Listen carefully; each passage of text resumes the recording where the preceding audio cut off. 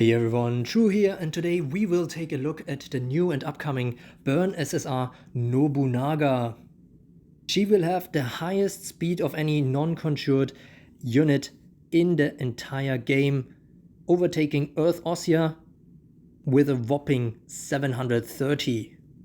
And she has quite the hot skill set too, as you will see. Looking at her first active skill, it is called Spark Blast, and it is very similar to Cinderella's Hypnoblast, but this one is the Burn variant. Just as Hypnoblast, it gives 1 spirit, it costs 50 time units, it does 50% damage to one enemy, but 300% damage every second time the skill is activated. It ignores the counterstance status effects and skin passive skills. It grants the burn status effect, so it ignites her.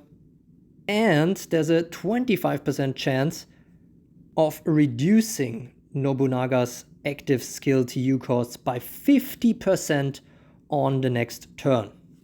So that's already a strong start, and then as a second skill we see another instant skill, and this one is Crimson Ward, which burns one ally and grants them a ward, and the ward is dependent on the element of the target unit. If they are fire or earth, they get a stun ward. If they are storm or dark, they get a sleep ward. And if they are water or light, they get a poison ward. Note that burn units will not be able to get a sleep ward from this skill. It also gets locked for 50 time units after use. Her third skill is called Demon Hellfire, and it costs 2 spirit. It's actually the only active skill from her that costs spirit, and costs also 100 time units, and is effectively an overdrive skill. 600% damage to one enemy, ignoring counterstance and skin passives, granting both the user and the target the burn status effect, which is important. And because it's an overdrive skill, it is only usable if the team has 6 or more spirit.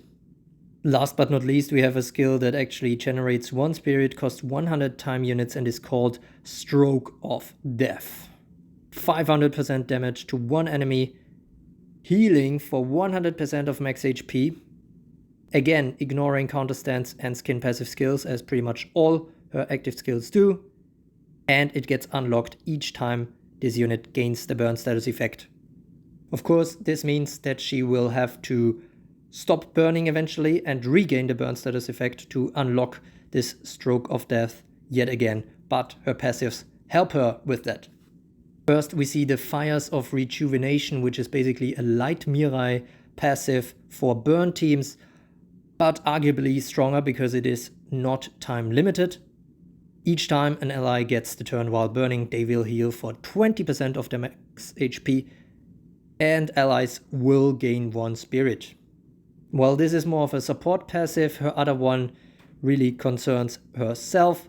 She is stun immune permanently, as is Commander Astrid.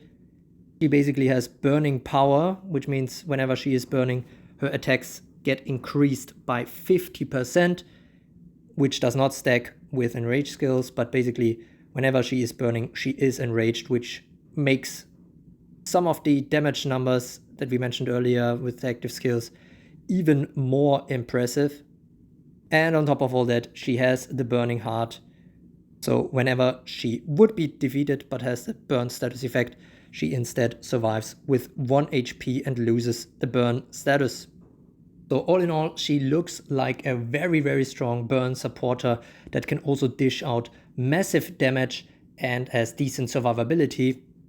Looks like a must pull to me if you run a burn team, but stay tuned for my extensive review as always, which will include the AI analysis and arena potential and tier prediction.